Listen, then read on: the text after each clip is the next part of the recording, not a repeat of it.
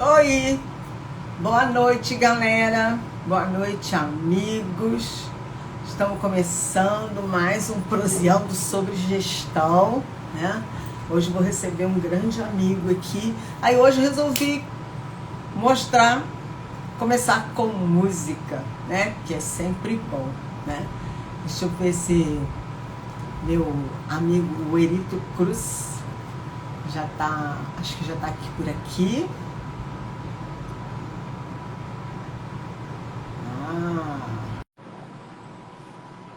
Olá, galera.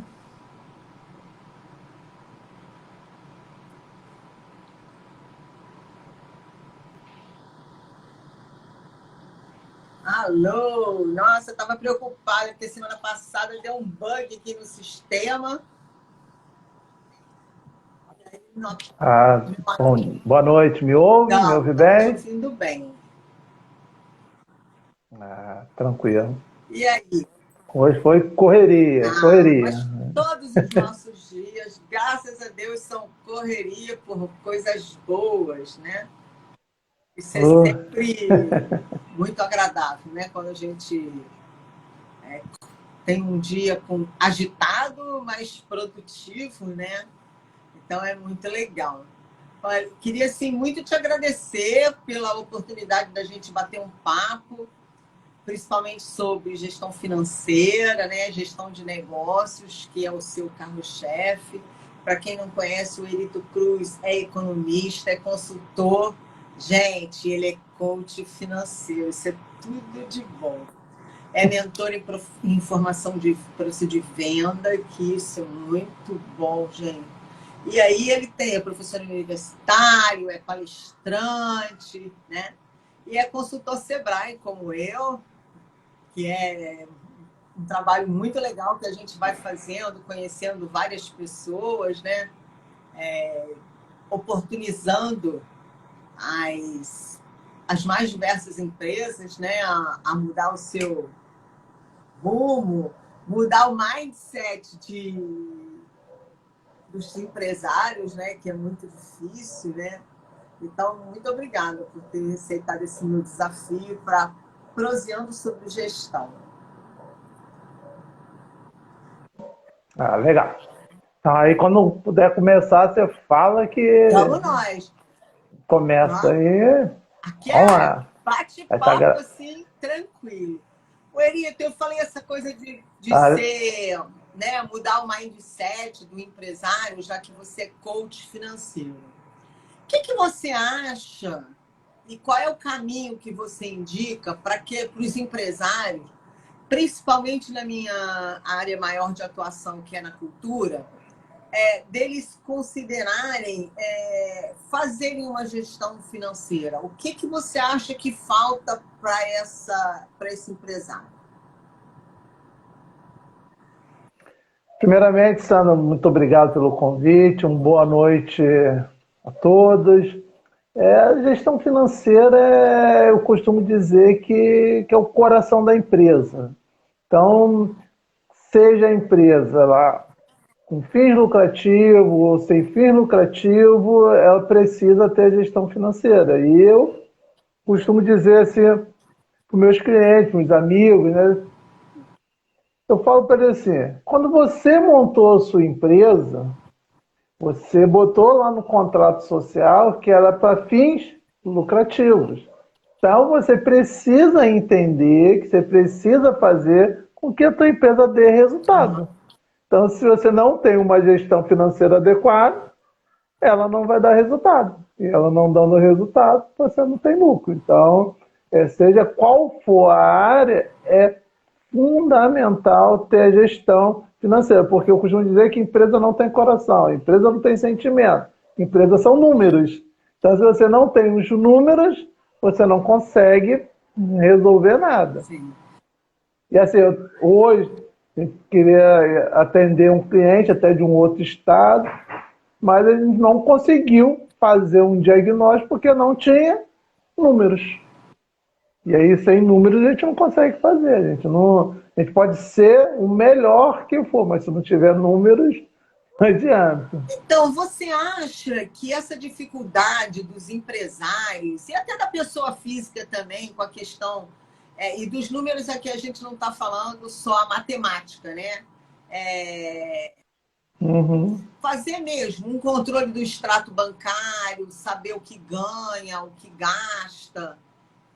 Você acha que tem algum preconceito, alguma, sei lá, alguma coisa contra isso?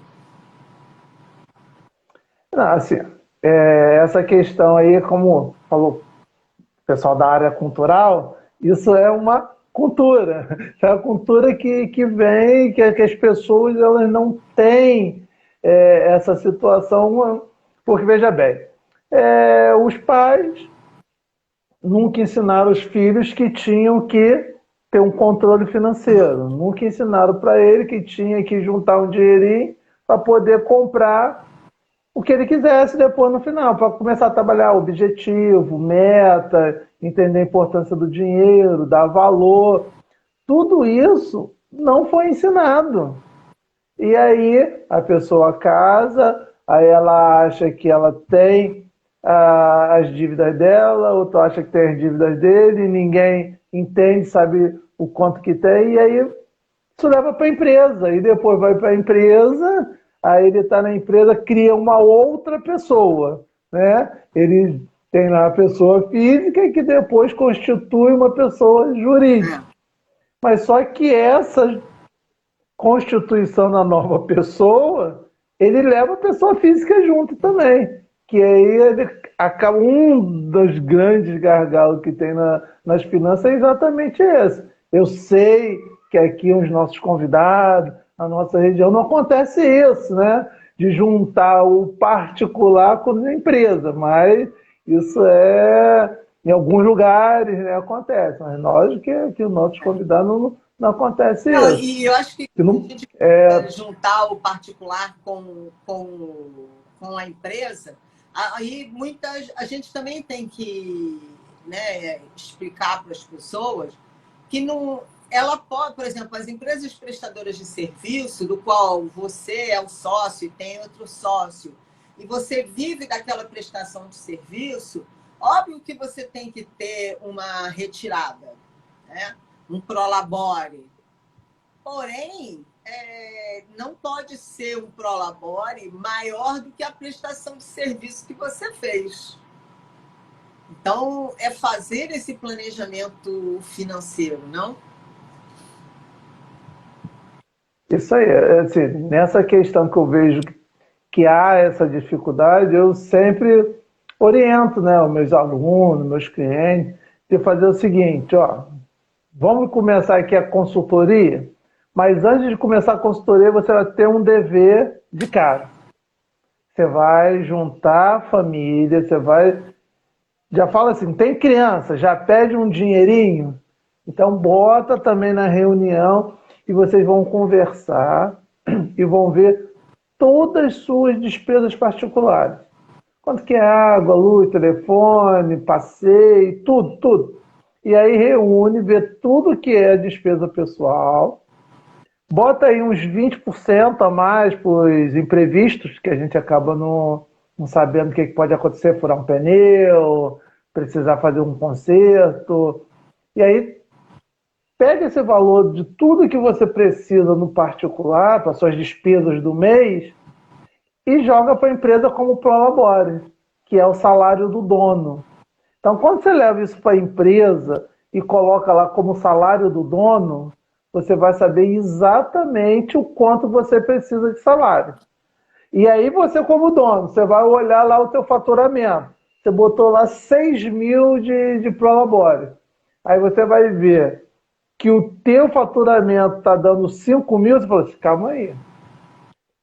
Esta empresa não está conseguindo pagar o quanto que eu mereço. Aí você começa acima daí tomar as decisões. Que aí você precisa, cara, eu estou gastando muito, então eu preciso vender mais. E aí você, em cima disso, você precisa vender mais para poder conseguir ter resultado. Porque quando você faz esse simples detalhe de reunir a família e jogou essas despesas pessoais como teu salário, como prolabore, você cria dentro da sua empresa que ele vai lá ficar como uma despesa fixa. Que o grande. Que acontece com o empresário? Eu vejo assim, escuto todo momento. Ah, não, então eu vendi, paguei lá a mercadoria, o que sobrou é meu. Né? É o meu salário. Eu falei, não é o teu salário. Porque o teu salário não é esse momento. O teu salário, se você tem o teu salário, você vai botar lá na parte da despesa fixa lá, que vai ser o teu prolabore. E aí depois você tem lá, você vendeu, tirou lá o variável, isso aí é o teu lucro bruto. Depois do teu lucro bruto que você vai tirar as despesas fixas. Mas se você não tem salário, como é que fica?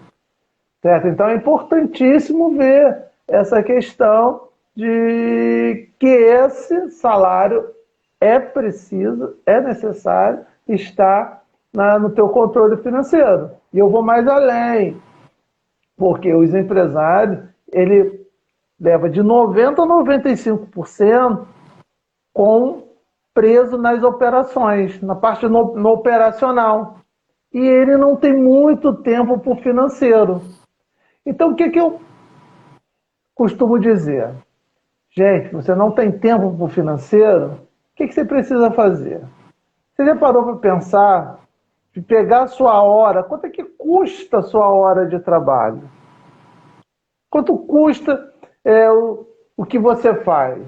Então, imagina que você leve aí por dia 2 horas para fazer o financeiro da sua empresa. E aí que a sua hora de trabalho custe lá R$ 500. E aí você deixa, parando 2 horas de produzir, você deixa de faturar R$ 1.000.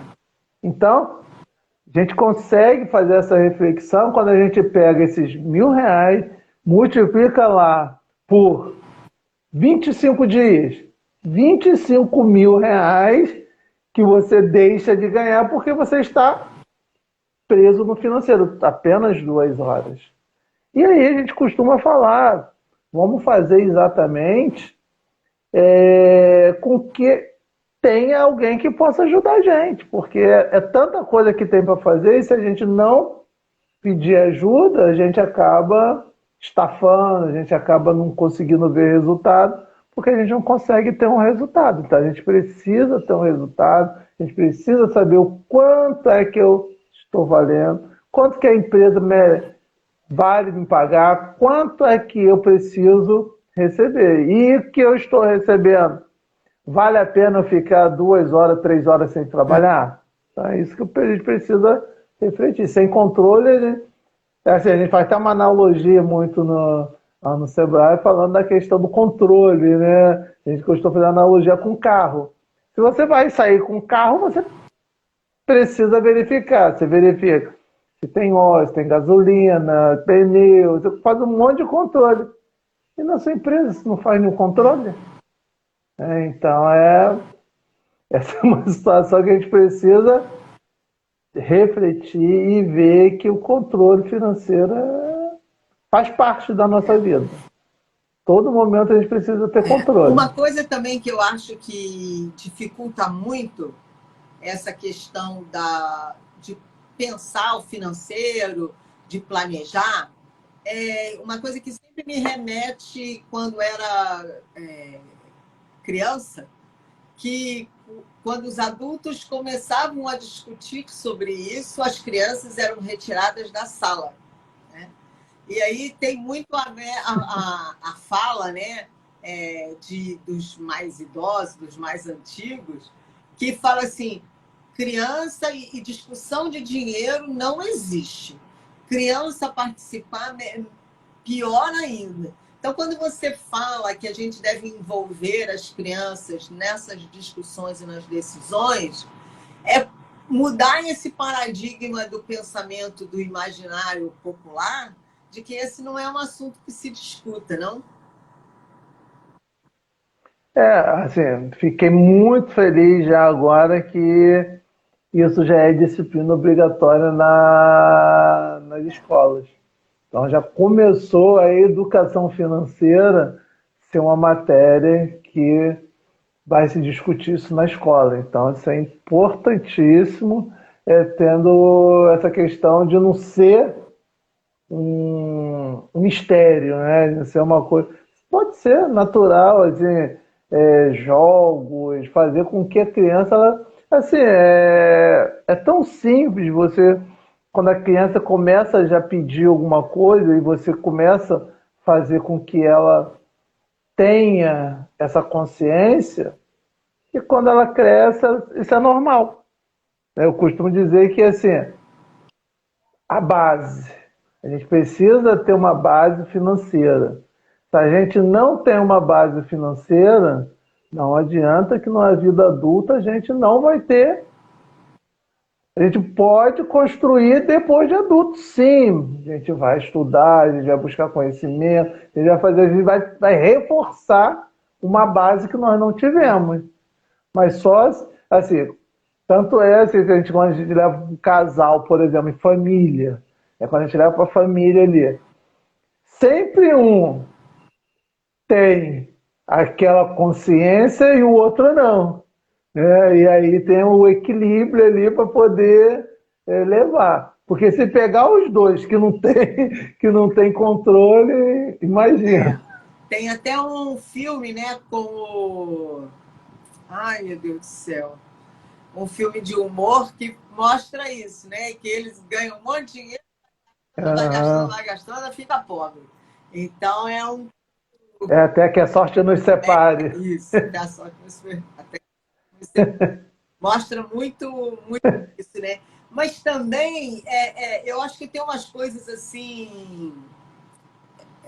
por isso é que eu acho assim, muito bom mesmo ter nas escolas a educação financeira, e também um projeto que eu estou participando, que é de itinerância de cidadania fiscal, que é também um passo mais além, né, de só falar da educação financeira, porque a gente tem que falar para os jovens sobre isso, porque esse país é deles, né, também.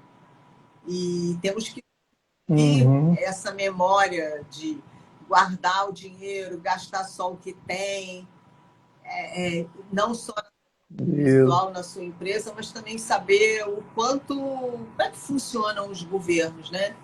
E tenho muita esperança de que com a educação financeira nas escolas a gente faça essa reflexão, né? De, de, de como funciona, né? Agora, como é que você tem visto a questão do endividamento, principalmente das famílias? Que é uma coisa que a gente tem visto bastante aí, né? Hoje, inclusive, estava participando da sessão da Câmara, todo mundo no chat falava assim: precisamos liberar a margem do consignado. Aí eu falei, gente, para que as pessoas querem margem de consignado para pegar mais empréstimo no banco? Então, eu queria saber como é que você orienta as pessoas a se livrar do consignado? Então, essa questão do consignado é uma situação que as pessoas acharam que é uma forma mais fácil, né? Uma forma mais fácil de pegar empréstimo. Assim, eu acho até engraçado que as pessoas às vezes descobrem que está aposentado quando oferece para ela o consignado lá do INSS. Eu já escutei casos assim, cara, descobri que minha aposentadoria tinha sido aprovada, que já me ligaram oferecendo consignado. Então, essa é uma questão que é um juros menor, um juro bem menor, porém ela vai comprometer sua renda. E aí você precisa assim, saber se esse comprometimento a longo prazo vai valer a pena. Se você pegar esse consignado aí e for para você investir em alguma coisa, vamos supor, eu vou pegar esse consignado aí porque eu vou comprar estoque, eu trabalho fazendo bolo, trabalho fazendo esses itens, então eu preciso de estoque. Aí eu vou pegar esse e vou fazer dinheiro dessa situação. Vale a pena. É uma situação em que você pegou um empréstimo num juros menor e você conseguiu ali fazer com que aquilo vai se capitalizando e vai fazer dinheiro em cima disso. Mas se você está pegando empréstimo para poder pagar a tua despesa fixa mensal, tem algo de errado. Então começa a dar uma olhada em o que está acontecendo. Se você está pegando empréstimo para poder pagar água, pagar a luz, fazer toda essa situação, tem alguma coisa no seu planejamento que não dá certo.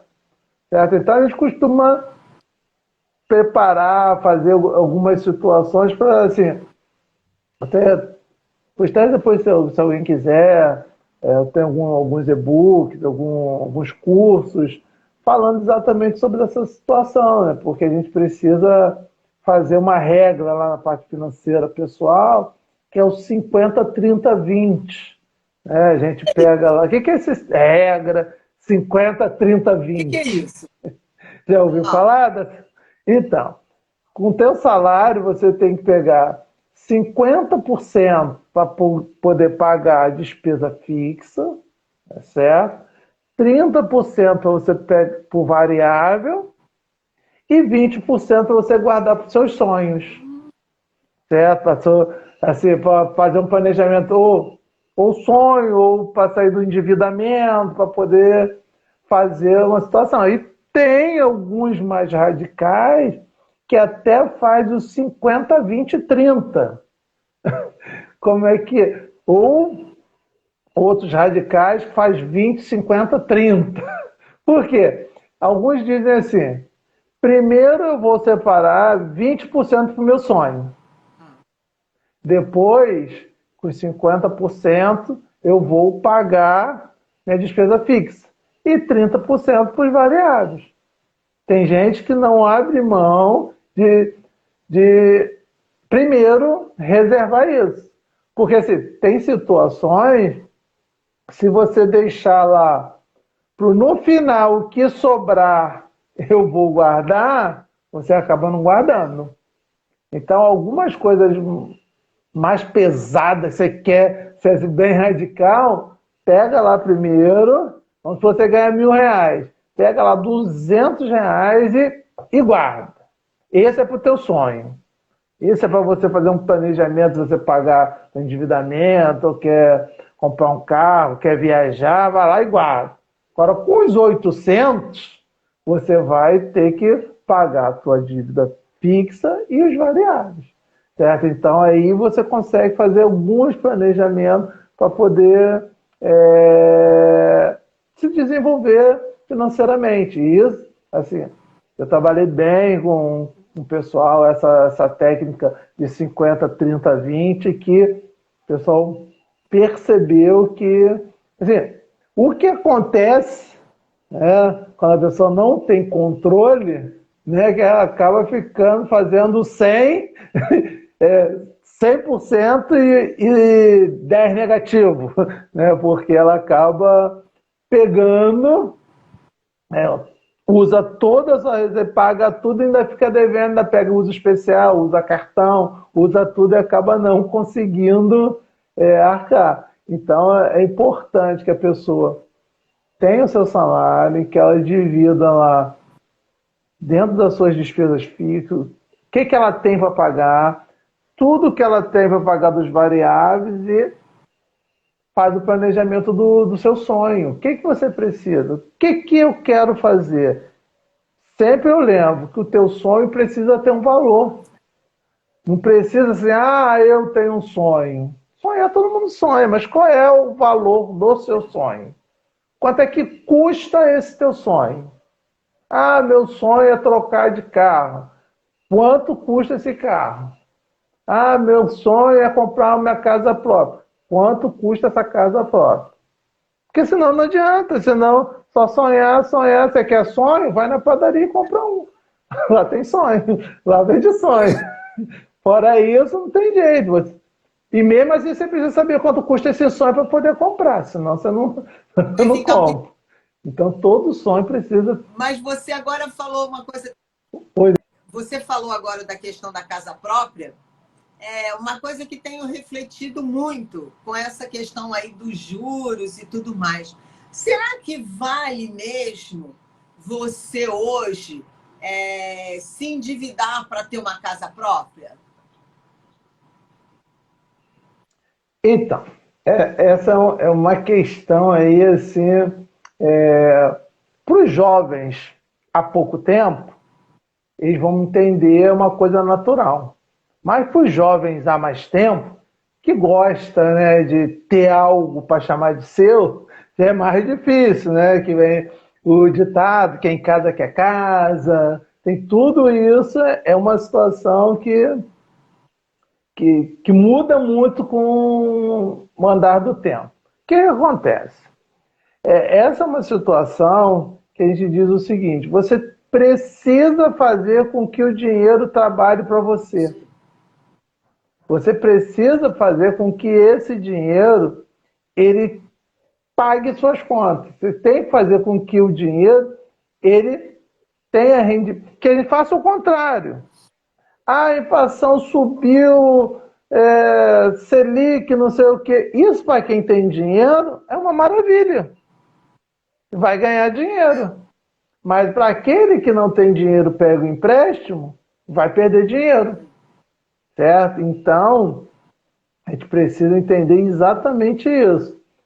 Ficar atento nessa situação. Porque, assim, quem é que não tem, que a gente escuta, que não tem um sonho da casa própria?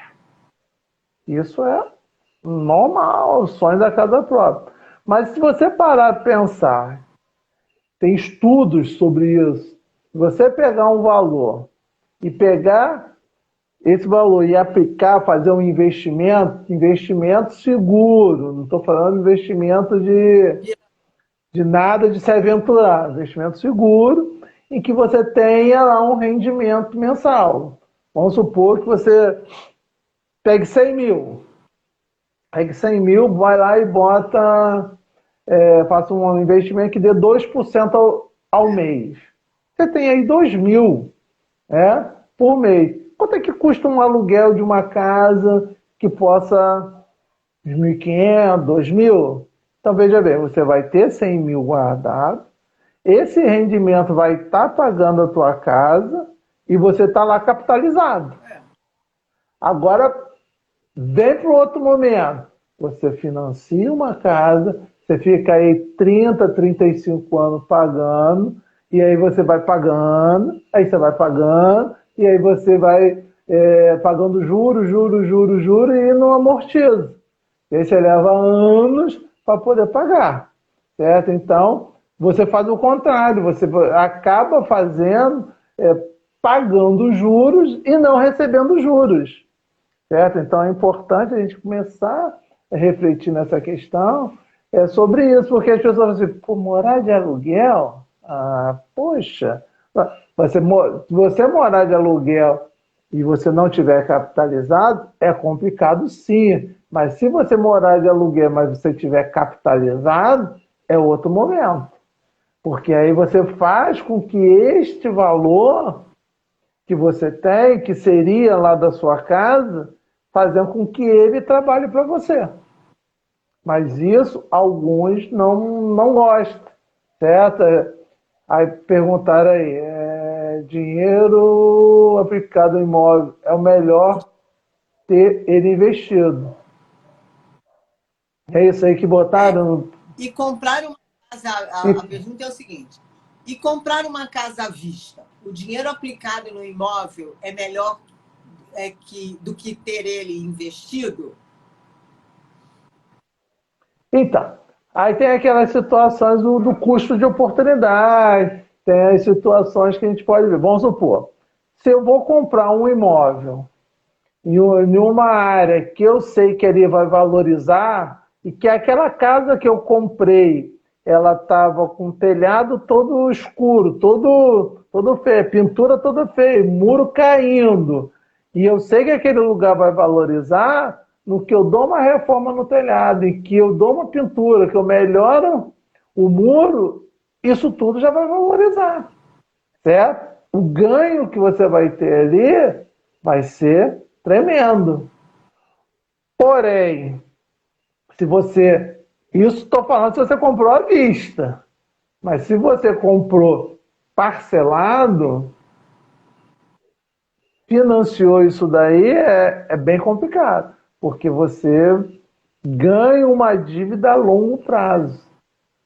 Se a gente considerar o nosso país em que nós não, falando do setor privado, em que as pessoas não têm uma garantia que ela vai ficar no trabalho por 30 anos, né? Não tem a garantia que vai ficar 5 anos. Então, você comprar um imóvel que daí 30, 35 anos é um parto que você... Parto? Bom, nem parto, né? Parto só dura 9 meses. Então, você precisa ficar atento. Assim, tem algumas situações, algumas dicas até para essa questão do financiamento, é que você pode... Quem tem financiamento? Ah, eu tenho financiamento, mas é muito longo. O que eu posso fazer? Você pode fazer o seguinte, que a grande questão do financiamento, que a grande maioria pela Caixa Econômica, existe a questão da amortização. Sendo que a gente vai pagando, a gente paga a mensalidade, né, que é pequenininha, mais juros, amortização, que é pequenininho. E aí, o que você pode fazer? Vamos supor que você tem um saldo devedor de 158 mil. E faltando 324 parcelas para terminar. Se você pegar apenas... Você tem 158 mil de saldo devedor. Se você pegar 20 mil e amortizar, aí você tem 2 tipos de amortização que você pode fazer ali. Ou diminuir a parcela e continua o mesmo valor da mensalidade. Muitos olham pelo valor da parcela, né? Não, eu quero diminuir o valor da parcela, isso é bem melhor. Mas se você pegar esse valor lá de 20 mil e amortizar no tempo, você, só 20 mil, você vai fazer o quê? Você diminui mais de 100 meses. Você reduz do teu tempo mais quase 10 anos com apenas 20 mil. Então, olha a situação quando você consegue fazer esse planejamento e conseguir. Então, se você tem, é o seu caso, que você tem uma casa própria, que você tem, assim, uns têm um sonho da casa própria. Depois que você tem um sonho, realizou. Pronto, realizei o sonho da casa própria. Legal. Aí agora qual é o próximo sonho dele? Meu sonho agora é quitar a casa própria. Então ele passa a ter um outro sonho. Então esse sonho aí, agora ele vai precisar fazer o quê? Fazer um planejamento para esse sonho. E aí, se ele consegue pegar um valor e juntando, se a cada 2 anos ele pegar lá e amortizando a dívida dele, ele vai terminar em menos tempo, ele vai ter um imóvel antes de ele falecer, né? Porque às vezes o cara morre e nem termina de pagar. Então é importante a gente fazer esse planejamento para poder quitar, porque é uma dívida de longo prazo. E aí imagina se tem um carro também parcelado. Eu costumo dizer para meus alunos assim o seguinte: imagina você com tua filha, o rapaz vai pedir ela para namorar. E aí, quando ela vai pedir para namorar, se você perguntasse para ele qual é a situação dele, qual é a situação patrimonial dele, qual é a situação dele, imagina se ele fala que ele tem um apartamento na frente da praia, que ele tem um carro zero. Você diz, poxa, o cara Pô, o cara é bom, cara. Mas se você perguntar para ele, e isso daí está parcelado? E aí pronto. Se tiver parcelado, aí pronto. Então essa situação líquida dele não é adequada. Então é importante a gente poder entender isso. Qual é a situação É. líquida dessa Não, questão? e saber mesmo, né? Porque daqui a pouco você está casando com um cara que só tem dívida. E aí vai ficar todo mês assim, ó, tem que pagar a dívida. E duas coisas aqui te dizer que descobri com uma dica do gerente da Caixa. Não importa quanto você tem, se todo mês você, além de pagar a sua parcela mensal, você tiver que seja R$ 500, você pode amortizar o prazo, né? E aí, é porque as pessoas Uhum. esquecem que os juros é sobre o saldo devedor. Então, quanto mais você vai amortizando o prazo, menor é os juros. Então, Isso eu aí. tenho feito muito essa reflexão, porque eu comprei o apartamento e aí eu toda hora eu comecei a juntar para pagar. E depois o gerente da Caixa falou: não, todo mês você sobrou R$ 500, vem, faz um boleto e paga, faz um boleto e paga. E aí, com isso, a lógica, né, do financiamento. E o cara o gerente da Caixa falou assim: mas é horrível, porque toda hora a prestação muda de número. Eu falei: isso. Essa aí é a. Não, e agora é muito. E agora eles ficam mais injuriados porque tem um aplicativo da habitação. Basta você entrar no aplicativo da habitação e você botar lá o que você quer fazer. Você simula, se você quer mudar, diminuir a parcela ou reduzir o prazo. Então, facilitou. Antes era uma lenha, você tinha que ligar 0800, ligar não sei para quem, gerente, assinar, assina isso, assina aquilo, para poder conseguir. Não, hoje, graças a Deus, você já consegue, puxa o boleto, bota o valor, tá, e pronto, Os acabou. dias depois, Então, isso é você olha e maravilha. confere lá no saldo devedor, já baixou lá. Mas, Zuerito, uma outra coisa que você falou que eu acho assim muito impressionante é essa questão do carro, né? Todo mundo quer Uhum. ter carro. E eu acho que não vale a pena, porque hoje você pode alugar um carro por mês, que você tem carros, aluguéis baratos, você não usa o carro todo dia, você não viaja toda hora. Mas será que isso não é imaginário popular de que você tem que ter um carro na garagem? Isso daí, para quem, assim, eu costumo dizer, para quem mora na capital, principalmente, não precisa de carro. A mobilidade lá é muito mais fácil, né? Só pega um metrô, pega um trem, pega uma barca, pega VLT, pega onde ela tiver, ela vai pegar lá, tem facilidade. Mas o pessoal no interior acaba tendo uma dificuldade maior na questão de deslocamento, né? Então, o consultor, por exemplo, na nossa vida, a gente. Nosso carro é nossa mala, né? Então a gente precisa ter para poder estar se deslocando, porque senão a todo momento a gente precisa estar aqui, estar ali, estar lá e ficar nessa correria. Mas o que a pessoa não sabe é que quando ela financia um carro, por exemplo, lá em 60 meses, né, que a vida útil dele, ele desvaloriza 20% por ano. Então, a pessoa, quando ela compra lá o veículo que ela parcelou, ela esquece que, além dessa parcela que ela está pagando mensal, ela vai ter todos os outros custos, né? Ela vai ter todo o custo De manutenção, né? IPVA, estacionamento, troca de óleo, pneus. óleo, seguro, manutenção, tudo, estacionamento, tudo isso ela tem. É, essa relação que ela tem de despesa, só que ela pensa que é só o parcelamento, e não é. Então, fora ela vai desvalorizando assim. Em outros países, por exemplo, existe a questão do leasing, né?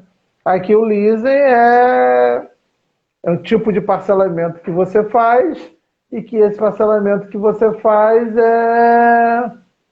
não está no teu nome. Em outros países não. Em outros países você faz um lease, você vai lá, paga. Quando você terminou de pagar, terminou aquele ano, você vai lá, troca de carro, continua pagando e vai. E é assim que a gente acaba no nosso país. A gente paga, a gente vai lá, 60 meses, 5 anos pagando, acabei, quitei meu carro. E aí o que você faz? Vende o carro. Deixa o carro lá, pega outro e parcela de novo. Entendeu? Então, assim, as pessoas gostam de entrar em financiamento. Então, assim, se você tem aí o teu carro, ou você tem um sonho de comprar um carro, faz, coloca na sua listinha de sonho. Quanto é que vale o teu sonho? Quanto é que vale esse carro que você quer? Custa 100 mil, 50 mil? Quanto? E aí você joga para ver quanto tempo eu preciso ter para poder ter esse carro. Eu consigo, dentro do meu planejamento, colocar essa parcela? Vai ser tranquilo eu ficar aí 5 anos no meu trabalho, meu patrão não vai me mandar embora porque eu comprei um carro, porque eu estou ali parcelado e ele não vai poder mandar embora porque eu tenho essa parcela. Não vai. Isso não vai acontecer. Por engano, entendeu? Então, eu costumo dizer, primeiro, se você é uma pessoa talentosa, você não consegue ficar mais do que 5 anos na empresa fazendo a mesma coisa. Se você quer desafios, você quer melhorar, você quer buscar outros horizontes. Não tem jeito. Então, pense bem nessa questão que você vai fazer. E aí já tem, como você falou, a questão do aluguel, do carro. Porque às vezes as pessoas deixam o carro na garagem para dizer que tem carro. Não, Não vejo muito sentido, né? Eu tenho, né? eu acho que é muito mais a questão do dizer que eu tenho, da propriedade, né? Porque, por exemplo, você fala assim, Uhum. eu preciso do carro porque eu vou fazer uma viagem. Hoje, de maneira geral, um aluguel de um carro bom, você consegue pegar ele por 70, 80 reais a diária, do qual você não vai se preocupar com a manutenção desse carro, né? Então, eu Aham. começar a refletir, não, eu preciso do carro por uma semana. Você vai lá, aluga o carro, devolve o carro e acabou. Entendeu? E eu acho que isso é que a gente tem que refletir muito, sabe, Wellington? Eu estou fazendo um doutorado de Ciências Econômicas e Sociais e esse semestre a gente teve uma matéria sobre estabilidade econômica e social. E aí a gente estudou a época de 2008 nos Estados Unidos, com a questão das hipotecas, né?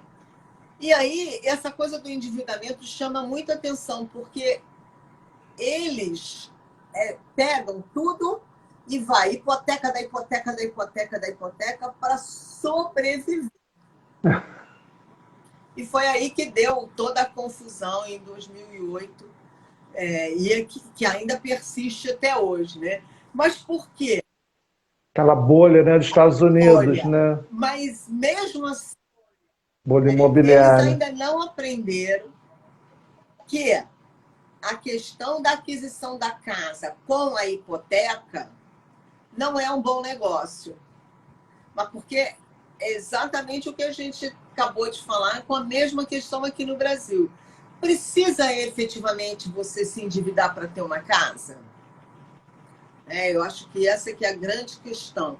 Porque eu acho que vale a pena você ter, ótimo você ter uma casa, mas será que vale mesmo a pena?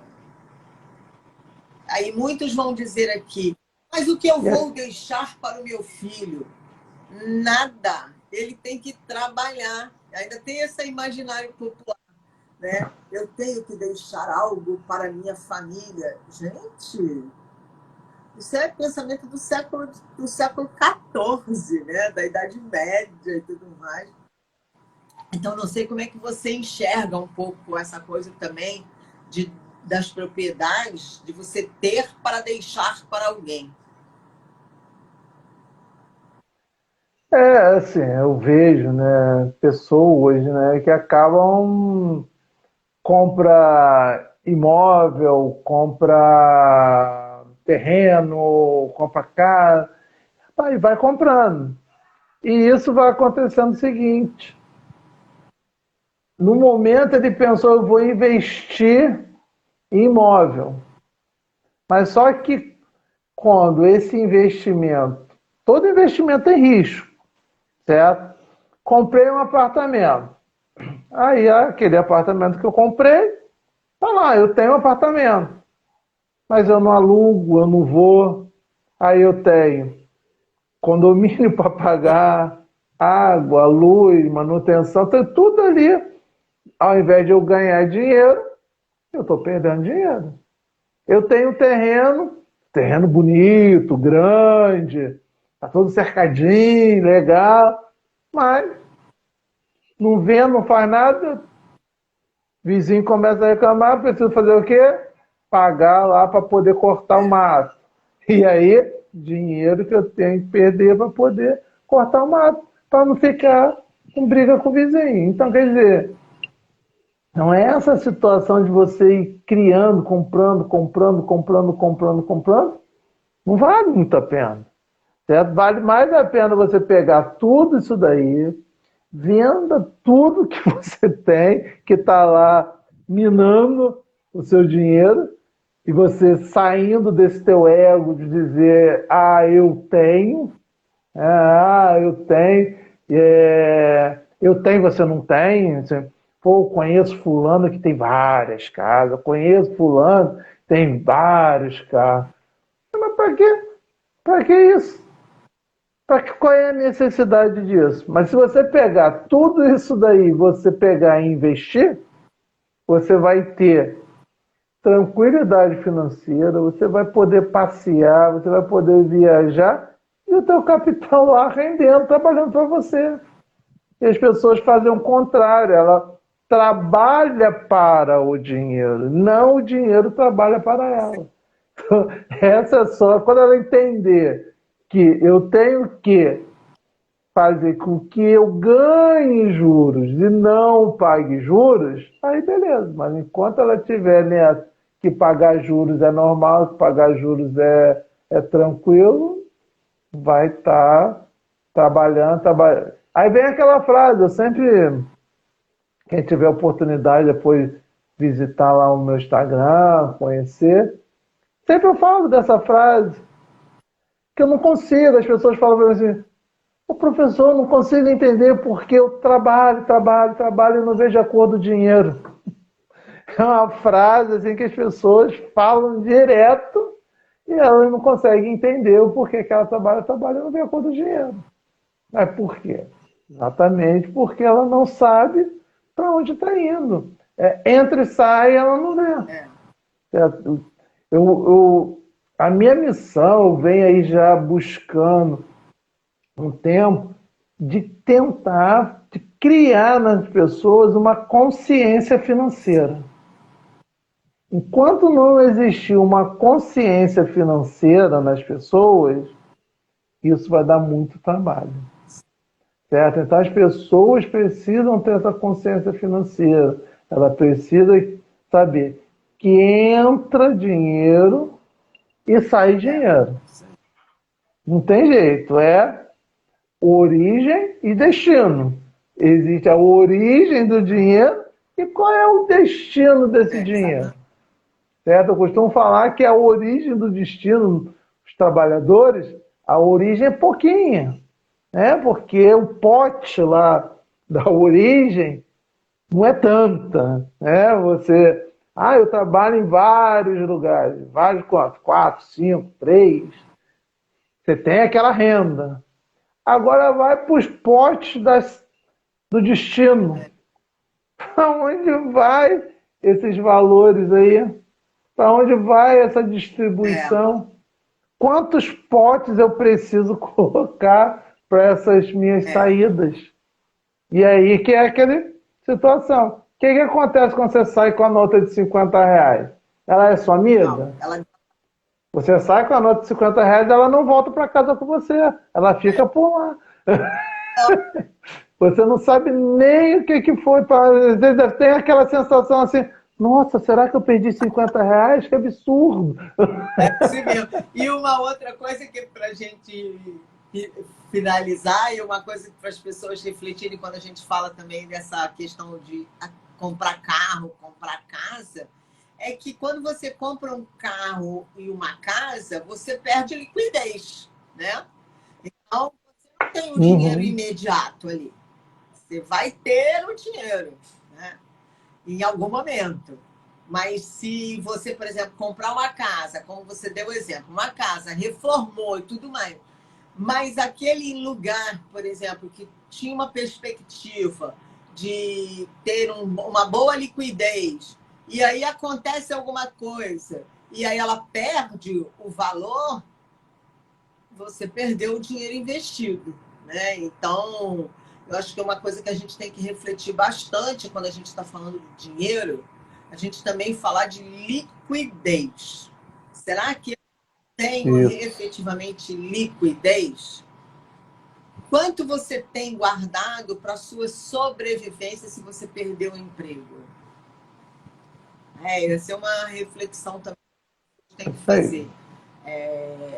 Também, a gente que é empreendedor, será que a gente tem recursos para quanto tempo sobreviver? Então, eu acho que a gente tem que...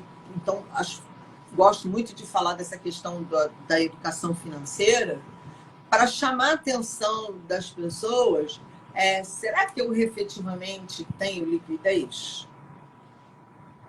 E como conquistar essa liquidez? Então, eu acho que a gente tem que pensar muito e discutir mais sobre dinheiro. E não naquela coisa... Isso aí, não pode... Eu aplico e fico milionário. Isso aí só pega a cena. Não entendi. Porque as pessoas falam assim, eu vou comprar umas ações, vou comprar umas ações na bolsa e esse dinheiro vai se multiplicar rapidamente. Como assim?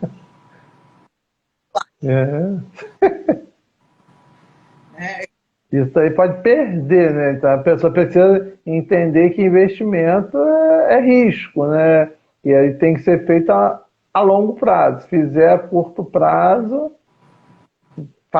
certamente vai perder dinheiro, a não ser que você tenha tempo, né? E você queira fazer um trabalho de day trade, né? Que você vai lá ficar olhando os gráficos lá, olhando, subiu, você vende, caiu, você compra. A gente não tem tempo para poder ficar o tempo todo ali olhando. Porque se você tiver tempo, você ganha dinheiro.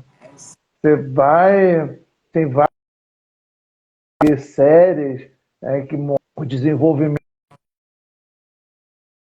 da ação ao longo do dia, que você vê, né? Ela subiu, quanto que ela está rendendo? Está dando 7%, valorizou, está 7, 8, 10, 30% ali, mas você tem que estar acompanhando. Exatamente. Você tem que estar acompanhando. Se você não estiver acompanhando, vai dar errado e vai vender errado. Comprando caro e vendendo quando está barato. Então, não tem jeito. Você compra estou com R$ 1.000, vou comprar ações, Você pode comprar ações a R$ 1.000, aqui depois está valendo 500. Então, não é uma situação. Quer ser conservador? Pega lá, vai lá na sua poupança, bota na poupança e não rende nada, mas está rendendo. Exatamente. Certo? Porque assim, Eu tenho um monte de boleto para pagar, mas não vou pagar não, vou dar mole não, vou deixar o dinheiro lá na poupança. Gente, para e pensa. Quanto que é se você chegar para o teu credor, você chegar lá para a pessoa, para a empresa que você está devendo e fala para ela assim, ó, eu estou te devendo 3 parcelas de R$ 100, R$ 300 que eu estou te devendo.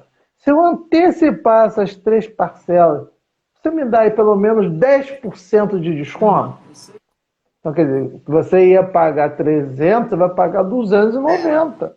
Então, você ganha aí 10%. E aí, você deixar o dinheiro parar na poupança, você ganha aí R$ 30? Não ganha. Entendeu? Então, é saber fazer acontecer e fazer com que o dinheiro trabalhe para você. Certo? Então, me coloco à disposição aí, caso queira deixar aí, me visitar, vou deixar aí o meu site aí, caso alguém queira visitar. Depois é ud3.com.br.